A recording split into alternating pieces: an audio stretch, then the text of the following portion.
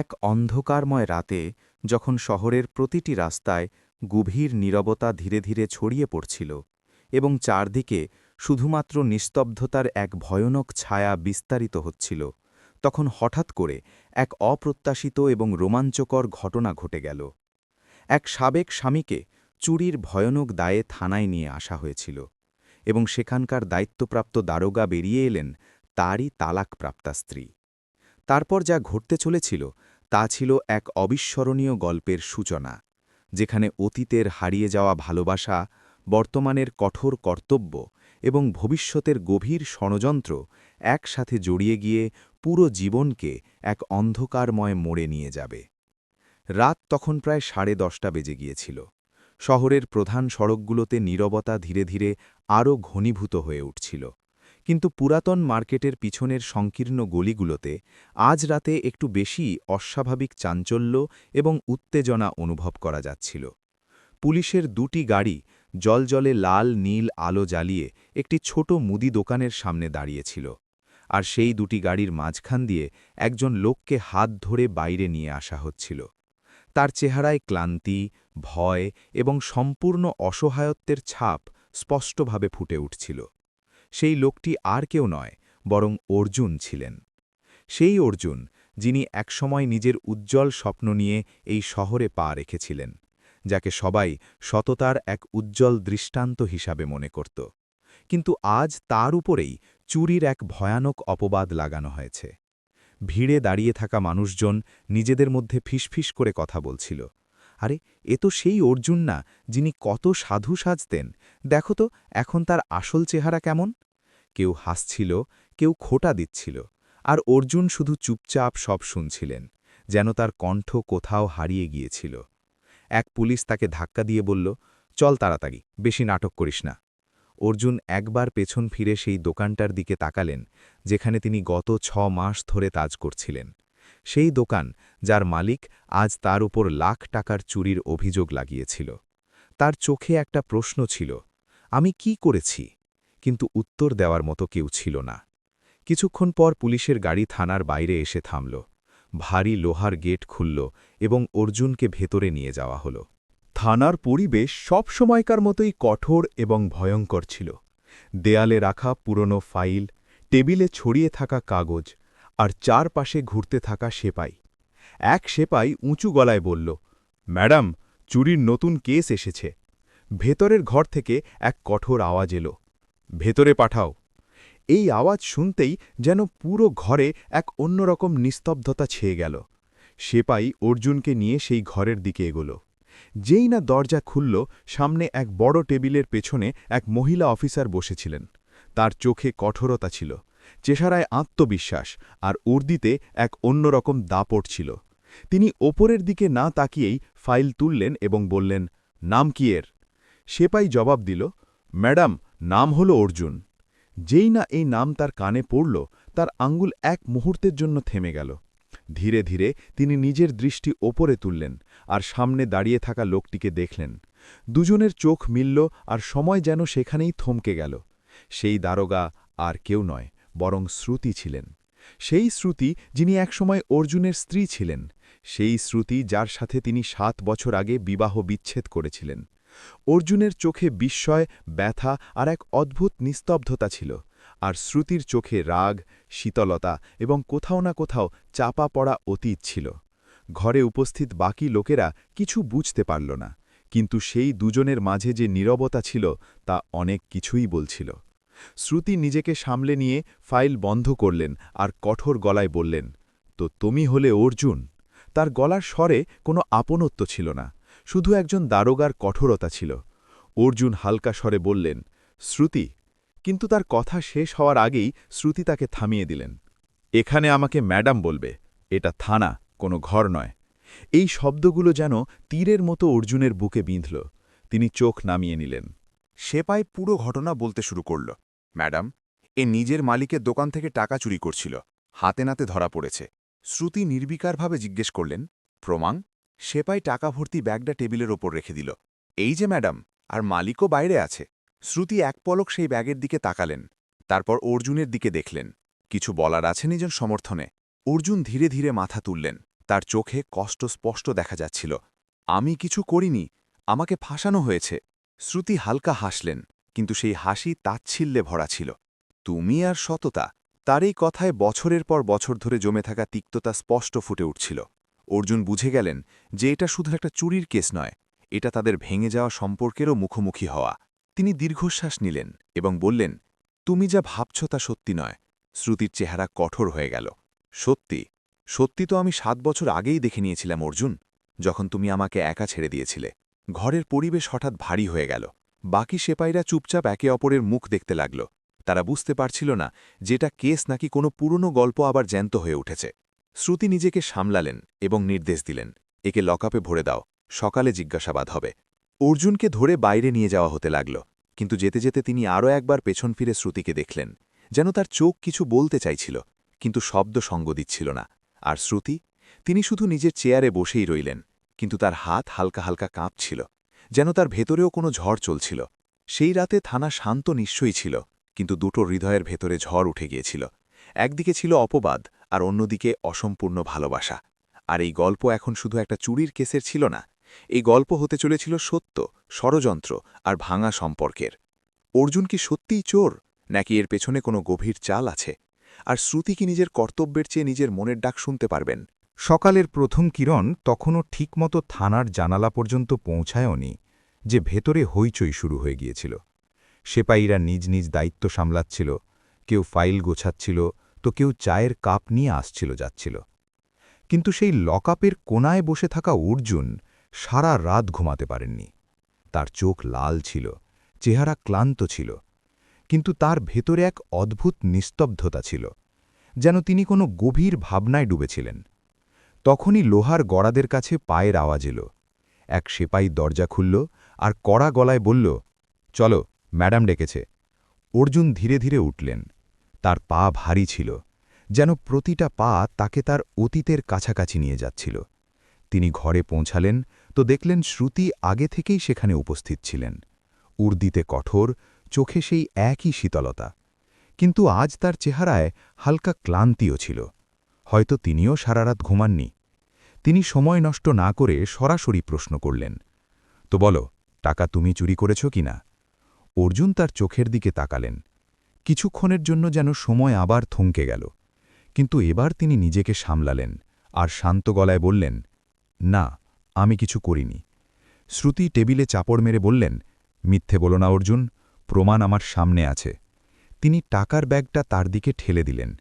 এটা তোমার কাছ থেকে পাওয়া গেছে, এখন কি বলবে? অর্জুন ব্যাগের দিকে তাকালেন, তারপর ধীরে ধীরে বললেন, যা দেখা যাচ্ছে তা সত্যি নয়।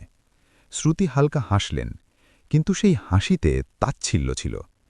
তুমি সব সময় এরকমই ছিলে, কথা বানাতে ওস্তাদ। এই কথা শুনতেই অর্জুনের চেহারায় হালকা কষ্টের ছায়া ফুটে উঠল। তিনি দীর্ঘশ্বাস নিলেন এবং বললেন, আমি যদি এতটাই খারাপ ছিলাম, তবে তুমি আমাকে বিয়ে কেন করেছিলে? এই প্রশ্ন যেন সরাসরি শ্রুতির বুকে গিয়ে বিঁধল। এক মুহূর্তের জন্য তার চেহারার রং বদলে গেল, কিন্তু তিনি নিজেকে সাথে সাথেই সামলে নিলেন। সেটা আমার জীবনের সবচেয়ে বড় ভুল ছিল। ঘরে নিস্তব্ধতা ছেয়ে গেল। সেপাইরাও এবার ধীরে ধীরে বাইরে বেরিয়ে গিয়েছিল, যেন তারা বুঝতে পেরেছিল যে এই জিজ্ঞাসাবাদ শুধু একটা কেসের নয়, এটা দুটো ভাঙা হৃদয়ের মুখোমুখি হওয়া। অর্জুন হালকা হাসির সাথে বললেন, ভুল নাকি বাধ্যবাধকতা? শ্রুতির চোখে রাগ জ্বলে উঠল। তোমার জন্য আমাকে প্রতিদিন লজ্জা সহ্য করতে হতো, তোমার ব্যর্থতা, তোমার অবহেলা, সব কিছু। অর্জুন সাথে সাথে জবাব দিলেন, আর তোমার জেদ, তোমার অহংকার, সেটা কি করল? দুজনের মাঝে যেন বছরের পর বছর ধরে চাপা পড়া ব্যথা আজ বেরিয়ে আসছিল। শ্রুতি রাগে বললেন, তুমি কখনো দায়িত্বশীল ছিলে না অর্জুন, তুমি কখনো আমার স্বপ্নের কদর করনি। অর্জুনের গলা ভারী হয়ে এলো। আমি চেষ্টা করেছিলাম, কিন্তু তুমি কখনো দেখনি। কিছুক্ষণের জন্য দুজনেই চুপ হয়ে গেল। ঘরে শুধু ঘড়ির টিকটিক শব্দ শোনা যাচ্ছিল। তারপর শ্রুতি নিজেকে সামলে নিয়ে বললেন, এই সব কথার এখানে কোনো মূল্য নেই। তুমি একজন আসামি, আর আমি এই কেসের ইনচার্জ। তিনি কঠোরভাবে বললেন, এবার সত্যিটা বলো, নইলে পদ্ধতি বদলাতে হবে। অর্জুন তার দিকে তাকালেন। তার চোখে এখন ব্যথার পাশাপাশি এক অদ্ভুত বিশ্বাসও ছিল। তুমি যতই চাপ দাও না কেন, আমি সেটাই বলবো যা সত্যি। আমি চুরি করিনি। শ্রুতি কিছুক্ষণ ধরে তার দিকে তাকিয়ে রইলেন। যেন তার চেহারা থেকে সত্যিটা পড়ার চেষ্টা করছিলেন। তখনই দরজায় টোকা পড়ল। এক সিপাই ভেতরে এলো। ম্যাডাম, দোকানের মালিক এসেছে। নাম হল মনোজ শর্মা। শ্রুতি মাথা নাড়লেন। ভেতরে পাঠাও। কিছুক্ষণের মধ্যেই এক মোটা লোক ভেতরে এলো। তার চেহারায় রাগ স্পষ্ট দেখা যাচ্ছিল। ম্যাডাম, এরকম লোকদের কঠোর শাস্তি পাওয়া উচিত। আমি একে আমার ছেলের মতো রেখেছিলাম। আরে! শ্রুতি তাকে মাঝপথেই থামালেন। শান্ত হন, পুরো সত্যিটা বলুন। মনোজ বলল, ম্যাডাম, কাল রাতে আমি একে দোকানে একা ছেড়ে গিয়েছিলাম, আর যখন আমি ফিরে এলাম তো এ টাকা নিয়ে পালাচ্ছিল। তিনি আঙুল তুলে অর্জুনের দিকে ইশারা করলেন। এই হলো চোর। অর্জুন সাথে সাথে বললেন, আমি পালাচ্ছিলাম না, আমাকে কেউ ফাঁসিয়েছে। মনোজ হাসল। এখন এ নতুন গল্প বানাচ্ছে। শ্রুতি দুজনের কথাই শুনছিলেন, কিন্তু এবার তার চেহারায় হালকা সন্দেহ দেখা যাচ্ছিল। তিনি মনোজকে জিজ্ঞেস করলেন, দোকানে আর কে কে ছিল সেই সময়? মনোজ একটু ইতস্তত করল। কেউ না, শুধু এ ছিল। শ্রুতি মনোযোগ দিয়ে তার চোখের দিকে তাকালেন, যেন তিনি তার কথার পেছনের সত্যিটা খুঁজছিলেন। তারপর তিনি সেপাইকে বললেন, সিসিটিভি ফুটে জানাও। মনোজ কিছুটা ঘাবড়ে গেল। সেই ক্যামেরা তো কাল নষ্ট ছিল। এটা শুনতেই শ্রুতির দৃষ্টি আরও তীক্ষ্ণ হয়ে গেল। তিনি সাথে সাথেই বললেন, আচ্ছা। এবার তার মাথায় সন্দেহের বীজ বুনে গিয়েছিল। তিনি আরও একবার অর্জুনের দিকে তাকালেন। এবার তার দৃষ্টিতে শুধু রাগ ছিল না, আরও কিছু ছিল, হয়তো প্রশ্ন, হয়তো বিভ্রান্তি, আর হয়তো একটা ক্ষীণ আশা। কিন্তু তিনি নিজের চেহারায় কঠোরতা বজায় রাখলেন এবং নির্দেশ দিলেন, অর্জুনকে আবার লকআপে ঠোকাও। আর মনোজজি, আপনি এখানেই দাঁড়ান, আমাকে আপনাকে আরও কিছু প্রশ্ন করতে হবে। যেই না অর্জুনকে বাইরে নিয়ে যাওয়া হলো, তিনি আরও একবার শ্রুতির দিকে তাকালেন। এবার তার চোখে এক অন্যরকম চমক ছিল, যেন তার বিশ্বাস হয়ে গিয়েছিল যে সত্যি ধীরে ধীরে সামনে আসবে। আর শ্রুতি, তিনি চেয়ারেই বসে রইলেন, কিন্তু তার মাথায় এখন একটাই প্রশ্ন ঘুরপাক খাচ্ছিল। সত্যি কি অর্জুন নির্দোষ, নাকি এটা শুধু আরও একটা চাল? আর এই প্রশ্নই এখন এই কেসকে আরও গভীর এবং বিপজ্জনক বানাতে চলেছিল। থানার ভেতরের সেই দিনের পরিবেশ একটু অন্যরকমই ছিল। বাতাসে এক অদ্ভুত উত্তেজনা ছিল, যেন বড় কিছু হতে চলেছে। শ্রুতি নিজের চেয়ারে বসে ফাইলের পাতা উল্টাচ্ছিলেন, কিন্তু তার মনোযোগ বারবার সেই একটা নামেই আটকে যাচ্ছিল, অর্জুন। যতবার তিনি সেই নামটা পড়তেন, তার মাথায় পুরনো স্মৃতি, পুরনো ক্ষত আর অসম্পূর্ণ কথা একসাথে ভেসে উঠত। কিন্তু এবার বিষয়টা শুধু অতীতের ছিল না, কিছু তো ছিল এই কেসে যা তার মনে খটকা লাগাচ্ছিল। মনোজ শর্মার কথা, তার ইতস্তত করা, এবং সবচেয়ে বড় কথা, সিসিটিভি ক্যামেরা হঠাৎ করে নষ্ট হয়ে যাওয়া। এসব ব্যাপার কোনো সাধারণ চুরির গল্পের মতো মনে হচ্ছিল না। তখনই তিনি হঠাৎ সিদ্ধান্ত নিলেন এবং জোরে আওয়াজ দিলেন, কনস্টেবল রমেশ! দরজায় দাঁড়িয়ে থাকা সেপাই সাথে সাথেই ভেতরে এলো। জি ম্যাডাম। শ্রুতি কঠোর স্বরে বললেন, মনোজ শর্মার পুরো ব্যাকগ্রাউন্ড চেক করো, তার পুরনো কেস, তার বিজনেস পার্টনার্স, সব কিছু। আর হ্যাঁ, সেই দোকানের আশেপাশের এলাকার সব ক্যামেরার ফুটেজও বের করো। আমার সব দিক থেকে সত্যিটা চাই। রমেশ সাথে সাথে মাথা নাড়ল, জি ম্যাডাম, এবং দ্রুত বাইরে বেরিয়ে গেল। শ্রুতি চেয়ার থেকে উঠলেন এবং জানালার কাছে গিয়ে দাঁড়ালেন। বাইরে সকালের রোদ ছড়িয়ে পড়েছিল, কিন্তু তার ভেতরের অন্ধকার এখনও আগের মতোই ছিল। তিনি ধীরে ধীরে নিজেকে বললেন, তুমি যদি সত্যিই নির্দোষ হও অর্জুন, তবে আমি সত্যিটা ঠিকই খুঁজে বের করব। কিন্তু ঠিক সেই মুহূর্তেই তার মাথায় আরও একটা আওয়াজ প্রতিধ্বনিত হল, নাকি তুমি সেই একই আছো যা সবসময় ছিলে। তিনি জড়িয়ে পড়েছিলেন, হৃদয় আর মস্তিষ্কের মধ্যে লড়াই শুরু হয়ে গিয়েছিল। কিছুক্ষণ পর রমেশ দ্রুত ভেতরে এলো। ম্যাডাম, একটা জরুরি কথা জানা গেছে। শ্রুতির সাথে সাথেই ঘুরে জিজ্ঞেস করলেন, কি? রমেশ ফাইলটা এগিয়ে দিয়ে বলল, মনোজ শর্মার বিরুদ্ধে আগেও দুবার জালিয়াতি আর করফাঁকির মামলা দায়ের হয়েছিল, কিন্তু দুবারই সে বেঁচে গেছে। শ্রুতির চোখ কুঁচকে গেল। তার মানে এই লোকটা আগে থেকেই পরিষ্কার নয়। তিনি সাথে সাথেই পরের প্রশ্ন করলেন, আর ফুটেজ? রমেশ বলল, ম্যাডাম, দোকানের ক্যামেরা তো বন্ধ ছিল, কিন্তু সামনের গলির একটা ক্যামেরায় কিছু দেখা গেছে। শ্রুতি সাথে সাথেই বললেন, চলো দেখাও। দুজনেই সাথে সাথে কন্ট্রোল রুমে পৌঁছলেন। স্ক্রিনে ফুটেজ চালানো হলো। ভিডিওতে রাতের ঠিক সেই সময়টাই দেখা যাচ্ছিল যখন চুরি হয়েছিল। দোকানের বাইরে হালকা আলো ছিল, আর তখনই একটা কালো গাড়ি এসে সেখানে থামল। সেখান থেকে দুজন লোক নামল। তারা চারদিকে চোখ ঘোরাল, আর তারপর জলদি দোকানের ভেতরে চলে গেল। কয়েক মিনিট পর তারা বাইরে বেরোল। তাদের হাতে সেই ব্যাগটাই ছিল। আর সবচেয়ে অবাক করার বিষয় ছিল যে অর্জুন সেই সময় সেখানে ছিলেনই না। শ্রুতির চোখ বড় বড় হয়ে গেল। এটা কি?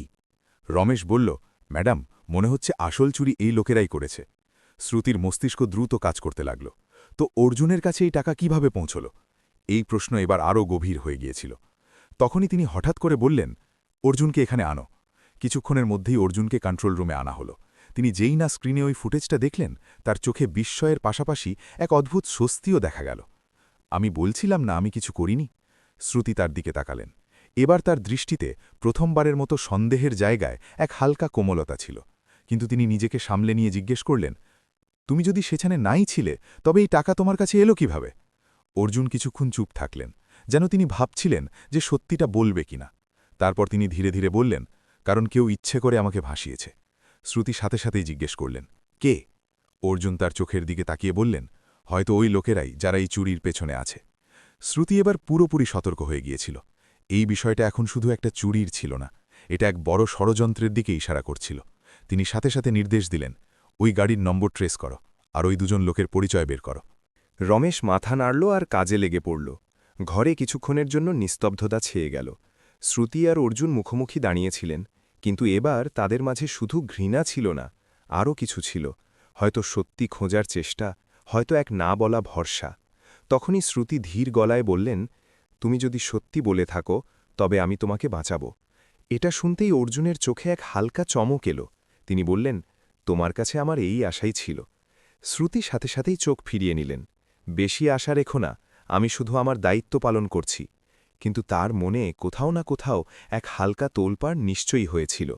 তখনই হঠাৎ দরজা সজোরে খুলল। এক সেপাই হাঁপাতে হাঁপাতে ভেতরে এলো। ম্যাডাম, ওই গাড়ির নম্বর ট্রেস হয়ে গেছে।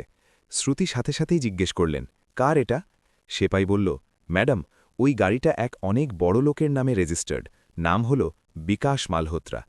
এই নামটা শুনতেই ঘরের পরিবেশ বদলে গেল।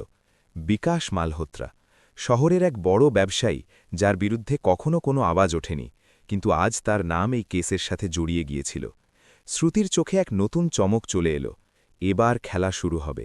কিন্তু তার এটা জানা ছিল না যে এই খেলা যতটা দেখা যাচ্ছে তার চেয়েও বহুগুণ বেশি বিপজ্জনক। আর এই খেলায় এখন শুধু একটা কেস নয়, বরং তাদের জীবনও বাজি রাখা হতে চলেছিল। বিকাশ মালহোত্রার নাম সামনে আসতেই যেন পুরো থানার হাওয়া বদলে গিয়েছিল। সব সেপাই একে অপরের মুখ দেখতে লাগল, কারণ শহরে তার নাম শুধু একজন ব্যবসায়ী হিসেবেই নয়, বরং এমন একজন লোক হিসেবেও পরিচিত ছিল যার বিরুদ্ধে কেউ প্রকাশ্যে দাঁড়ানোর সাহস করত না। শ্রুতি নিজের জায়গায় দাঁড়িয়েছিলেন, কিন্তু তার চেহারায় ভয় নয়, বরং এক অদ্ভুত আত্মবিশ্বাস ছিল। যেন তার জানা ছিল যে এবার এই কেস তার জীবনের সবচেয়ে বড় পরীক্ষা হতে চলেছে। তিনি সময় নষ্ট না করে নির্দেশ দিলেন, বিকাশ মালহোত্রার পুরো তথ্য বের করো। তার প্রতিটি কানেকশন, প্রতিটি বিজনেস, প্রতিটি লোকের লিস্ট চাই আমার। কনস্টেবলরা সাথে সাথে কাজে লেগে পড়ল, কিন্তু ঠিক সেই সময় তার ফোনের ঘণ্টি বাজল। তিনি ফোন তুললেন। হ্যালো। অন্য প্রান্ত থেকে এক ভারী আর শীতল গলা ভেসে এলো। ইন্সপেক্টর শ্রুতি, বেশি গভীরে যেও না, নইলে নিজেই ডুবে যাবে। এই আওয়াজ শুনতেই শ্রুতির চোখের রাগ জ্বলে উঠল। কে বলছেন? কিন্তু কল কেটে গিয়েছিল। তিনি ফোনটা টেবিলের উপর রাখতে রাখতে দীর্ঘশ্বাস নিলেন। এবার এটা পরিষ্কার হয়ে গিয়েছিল যে বিষয়টা অনেক বড়, আর কেউ চাইছে এই কেসটা এখানেই ধামাচাপা পড়ে যাক। কিন্তু শ্রুতি তাদের মধ্যে কেউ ছিলেন না যে ভয় পেয়ে পিছিয়ে যাবেন। তিনি সাথে সাথে সিদ্ধান্ত নিলেন, আজই বিকাশ মালহোত্রার অফিসের রেড হবে। থানায় হুলুস্থুল পড়ে গেল, কারণ এটা সরাসরি একজন ক্ষমতাধর লোককে চ্যালেঞ্জ করা ছিল। অন্যদিকে লকআপে বসে থাকা অর্জুনও এসব শুনছিলেন। তার চেহারায় দুশ্চিন্তা স্পষ্ট ছিল, যেন তিনি আঁচ করে নিয়েছিলেন যে এই বিষয়টা এখন কতটা বিপজ্জনক হয়ে দাঁড়িয়েছে। কিছুক্ষণ পর শ্রুতি নিজেই তার কাছে গেলেন। দুজনেই কিছুক্ষণ চুপচাপ একে অপরের দিকে তাকিয়ে রইলেন। তারপর শ্রুতি ধীরে ধীরে বললেন, তোমার সন্দেহ সঠিক ছিল, এই কেসটা অতটা সহজ নয়। অর্জুন গম্ভীর গলায় বললেন, আমি তো আগেই বলেছিলাম যে আমাকে ফাঁসানো হয়েছে। শ্রুতি তার চোখের দিকে তাকিয়ে জিজ্ঞেস করলেন, তুমি কি বিকাশ মালহোত্রাকে চেনো? এই প্রশ্নটা শুনতেই অর্জুনের চেহারা একটু বদলে গেল, যেন কোনো পুরনো কথা তার মাথায় ভেসে উঠেছিল। তিনি দৃষ্টি অবনত করে নিলেন। নাম শুনেছি। শ্রুতির সাথে সাথেই অনুভব করলেন যে তিনি কিছু লুকাচ্ছেন। শুধু নাম নাকি আরও কিছু? অর্জুন কিছুক্ষণ চুপ থাকার পর বললেন, 7 বছর আগে যখন আমাদের বিয়ে ভাঙছিল, ঠিক সেই সময় আমি একটা প্রজেক্টে কাজ করছিলাম, আর সেই প্রজেক্টের পেছনে ওই লোকটিই ছিল। শ্রুতি চুনকে গেলেন। তার মানে বিকাশ মালহোত্রার সাথে তোমার জীবনে আগেও কোনো সম্পর্ক ছিল? অর্জুন ধীর গলায় বললেন, হ্যাঁ, আর হয়তো সেই কারণেই সবকিছু তছনছ হয়ে গেল। এটা শুনতেই শ্রুতির ভেতরে যেন কিছু একটা ভেঙে গেল। তিনি নিজেকে প্রশ্ন করলেন, তখনও কি আমি সত্যিটা বুঝতে পারিনি? কিন্তু এখন সময় অতীতে ফিরে যাওয়ার ছিল না। তিনি নিজেকে সামলালেন এবং বললেন, তোমার যদি কিছু মনে থাকে, কোনো তথ্য, তবে আমাকে এখনই বলো। অর্জুন তার দিকে তাকালেন। ওই লোকটা ভীষণ বিপজ্জনক শ্রুতি। সে শুধু টাকার খেলা খেলে না, সে মানুষের জীবন নিয়ে খেলে। শ্রুতির চোখে এখন ভয়ের বদলে আরও বেশি জেদ চেপে গেল। তো ঠিক আছে, এবার তার পালা। সেই সন্ধ্যায় পুলিশের দল বিকাশ মালহোত্রার আলিশান অফিসের বাইরে পৌঁছল। বড় বড় কাঁচের দেওয়াল, সিকিউরিটি গার্ড আর ভেতরের দাপট সবকিছুই তার ক্ষমতার প্রমাণ দিচ্ছিল। কিন্তু শ্রুতি না থেমেই ভেতরে চলে গেলেন।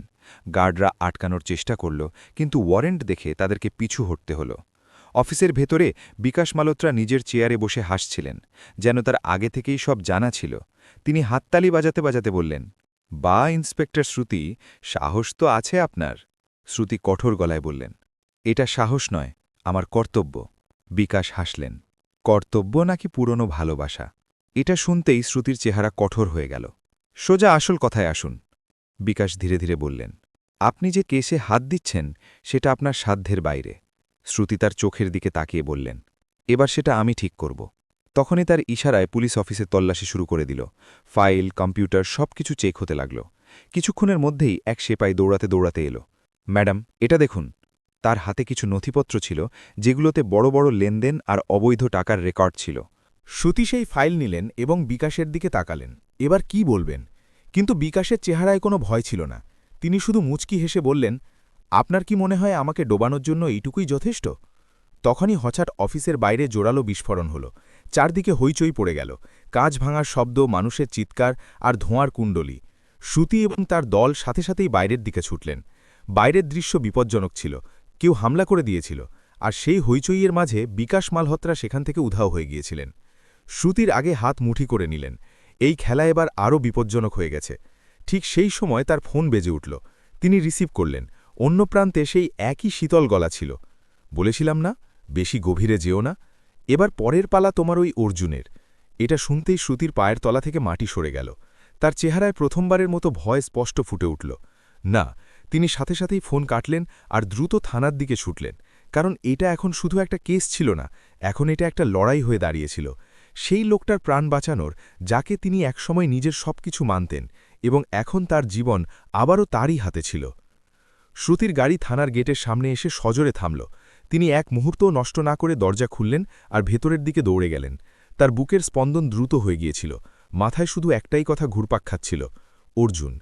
যেই না তিনি লকআপের কাছে পৌঁছালেন, তিনি দেখলেন যে সেখানে তুলপাড় হয়ে আছে।